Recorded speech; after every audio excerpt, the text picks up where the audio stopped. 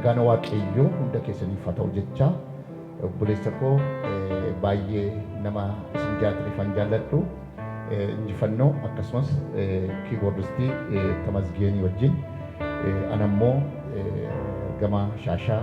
wajjin sagalee waaqayyoo wajjin waaqeffachaa galateeffachaa jajachaa waaqayyoon ol qabna yeroo kanaan nu hordofaa warra jirtan nu wajjin nu duukaa bu'aa isin jenna nagaan waaqayyoo isiniif haa ta'u.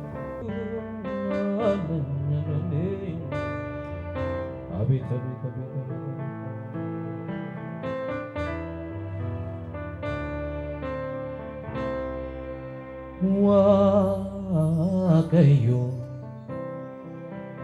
namangatu darbate Waaqayyo namangatu darbate araram bekama ekamsaatti narifatu tolana mafayyisani gati gafatu nibama fayyise cubbamotas kan furu kanaka waaqayyo eessumayyuu jiru araram bekama ekamsaatti narifatu tolana mafayyisani gati gafatu dhibama fayyise cubbamotas kan furu kanaka waaqayyo eessumayyuu jiru nawama makasa nawama makasa nawama makasa nawama makasa ያለው አይቀርም እኔ አምናለሁ ዝማሬ ካፊያ ዳታ የካሳ ጊዜ ይሆናል ቀን ቆጥሮ ለኔስ ይመጣል እግዚአብሔር ነው ጉልበቴ መዝሙር በሌሊት የሰጠ ቃል ገብቶልኛል አምናለሁ ላይጥለኝ ደግሞ ላይተወኝ ሰረንጂሩ ጀባ ጉዳን ጎንኩማ ሲዳምራ ድሬሲዩዱማ ሲፒተማ ገዲ ጀዴ አባኦ ሲብላት ደበረኩ ሰረንጂሩ ጀባ ጉዳን ጎንኩማ ሲዳምራ ድሬሲዩዱማ ሲፒተማ ገዲ ጀዴ አባኦ ሲብላት ደበረኩ Etuna jaibami odinar kaketi Tandai jallisumi nadima undati Kankali sodike utura jebanu Kanarat sujalemi ekamal dubanu Soke kajilumam putate Dugagi ka bifu mulifte Jirta mote chate munduma Moti gunda kabyao latuma Soke kajilumam putate Dugagi ka bifu mulifte jirta mootee caaltee hundumaa mootii guddaa guddaa olaantummaa hallelujah.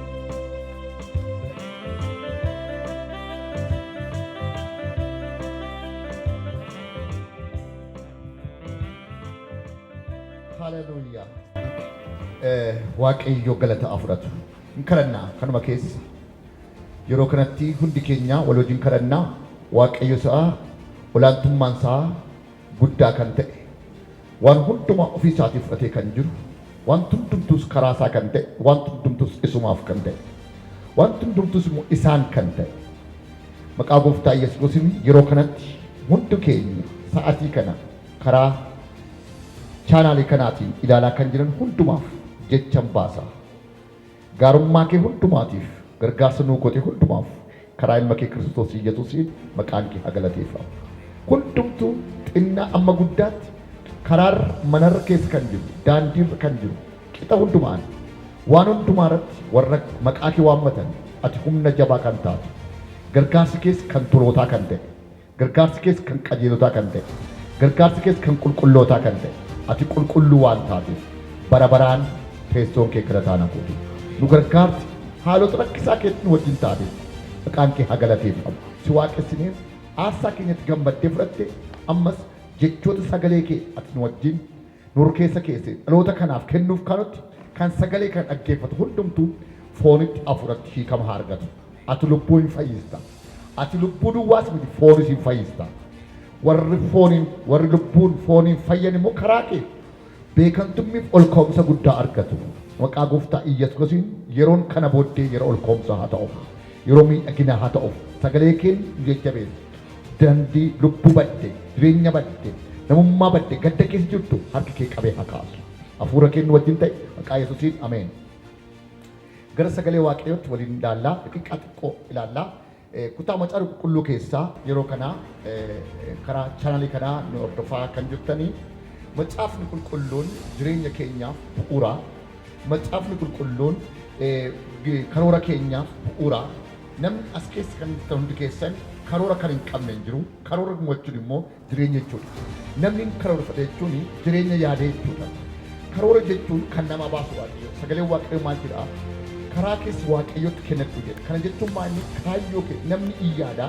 tarkaanfii miinde sarratti immoo waaqayyotti murtoo godhaaf jedhee caafamee jira. Tarkaanfii jechuun wanta namni murteeffatu wanta namni qopheeffatutti murtoo kan godhu waaqayyoodha. Waaqayyo immoo waaqa karoora namaa irratti milkeessuuf karoora booddeetti immoo deebi'ee jireenya namaa kan bakka hanga waaqayyoodha jechuudha. Namni kamillee jireenya lama akka jiraatu tokko jireenya hafuuraa inni guddaan inni itti aanu immoo jireenya fooniiti. Jireenya hafuuraa milkoomnaan jireenyi foonii baay'ee salphaadha waan ta'eef waaqayyo Abrahaamiin karaa lamaan dhufe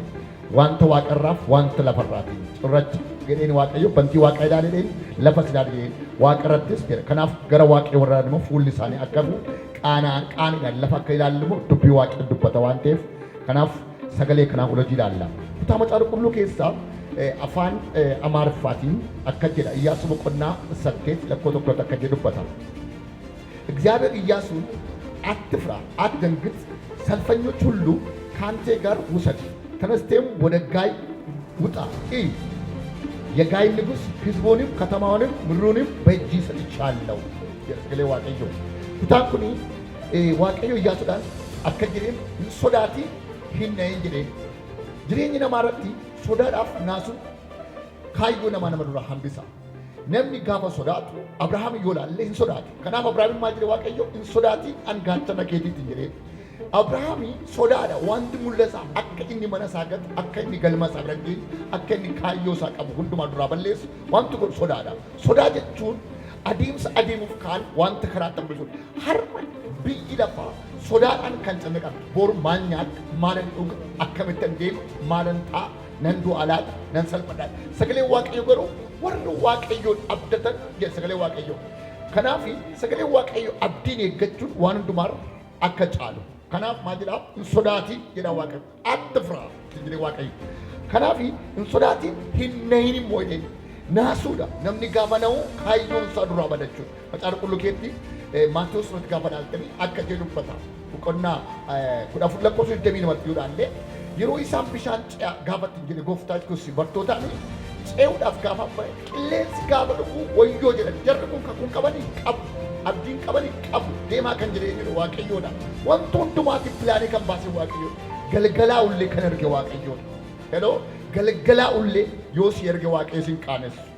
galgalaa'uun waaqayyoon biratti ifatti geeddarama sabiinsaa waaqayyoon bira dukkanni hin jiru ifa jira maleessa namni dukkanaa ifaan deemu immoo yoomillee hin gufatu sagalee waaqayyo gaafa dubbatu jechuudha sabii kanaatiif sagaleen kun gaamaa jiraanii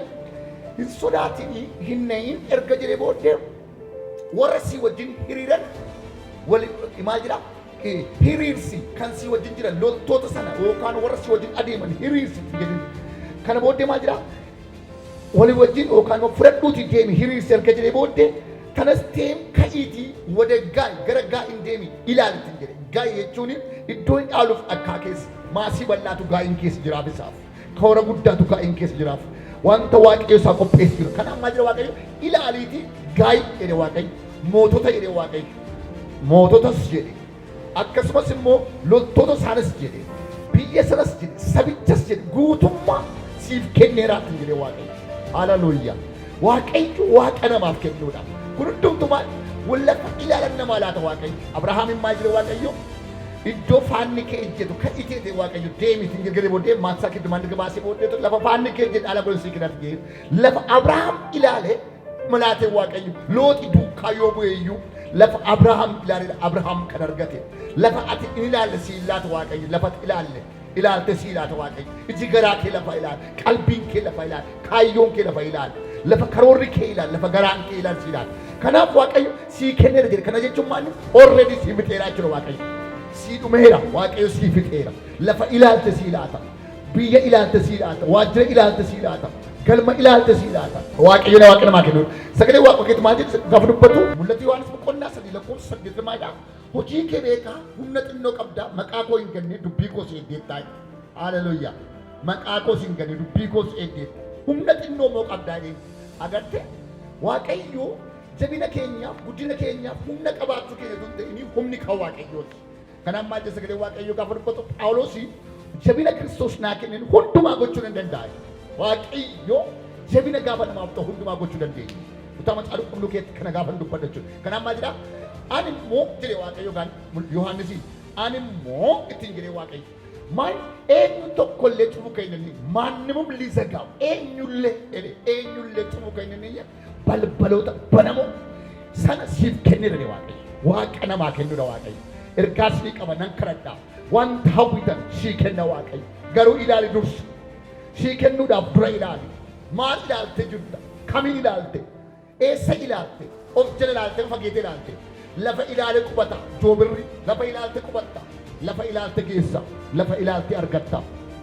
waan ilaalte fudhatta xinnaa lallaan xinnaa fudhatta guddaa lallaan guddaa fudhatta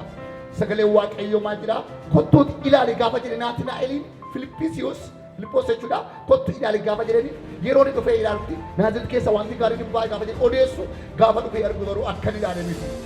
akkan dhagahee miti hin baa jenna ilaaluudhaan garuu argate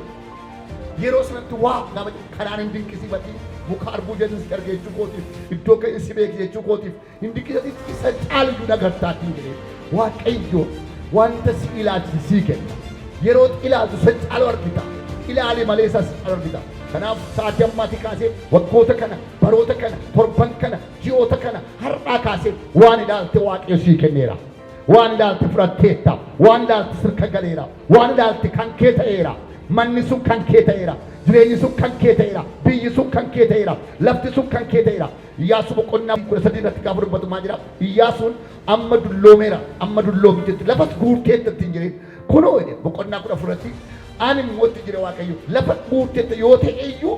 oobdiin hin qabamne baay'ee jiraatti jira kana jechuun maali adeemi ilaala adeemi dulluma kee ilaalini humni simuu ilaalini dadhabuu kee ilaalini ilaalaa adeemi waan ilaaltu sana kan kee taati jedhe dadhabbii keetiin hirkatiin amala keetiin hirkatiin eenyummaa keetiin hirkatiin abiisa keetiin hirkatiin iyyummaa keetiin hirkatiin waan ilaalte waaqayyo sii kenna fixeeranii ergaan galgala kana yookaan ganama kana yeroo kana waaqayyo sii kennaa jiru akkasiin jecheera ilaali sii kenneera ilaali sii kenneera ilaali sii kenneera ilaali fudhatteetta ilaali kan kee ta'eera ilaamantiidhaan ilaalee nan fudhadha jedha amantiidhaan siif haa ta'u maqaa gooftaa Yesuusiin kadhanna Waaqayyo gooftaa Yesuus Kiristoos waa'ee yeroo kanaatiin maqaan kee haa ulfaatu gooftaa sagalee kee nu wajjin turteetta dubbiin sagalee kee kun immoo jijjiirama jireenya keenyaaf haa ta'u amma yeroo kana kan dhaggeeffatan wanta ilaalan haa argatan sii kenneera jettee already sii fixeera jettee taaniif maqaa gooftaa Yesuusiin wanta fixe sana ati laadhuuf Waaqayyo wanti isheen ilaaltu wanti inni ilaaltu wanti mammaan koo abbaan koo hiriyoonni koo ilaalan wanti dargaggoonni koo ilaalan wanti dargaggeettiin koo ilaaltu hundumtu kan ishee haa ta'u maqaa gooftaa Yesuus Kiristoos jechatti baaseera sa'aatii kanaa kaasee waan guddaa ilaalte yoo ta'e wanti guddaan sun alaatamuuf waan xiqqoo keessaa ishee baaseera wanta gaddeebii keessaa isa baaseera waan xiqqaa keessaa isa baaseera wanta ilaale hadhaan maqaa gooftaa Yesuus Kiristoos warri Kanaaniin dhaqanii dhaalan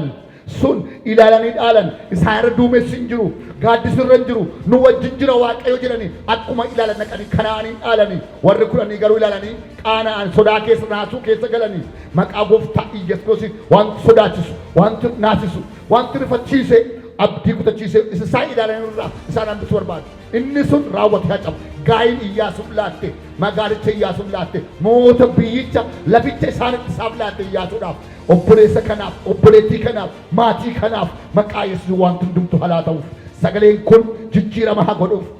maqaa Yesuus Kiristoosiin ameen.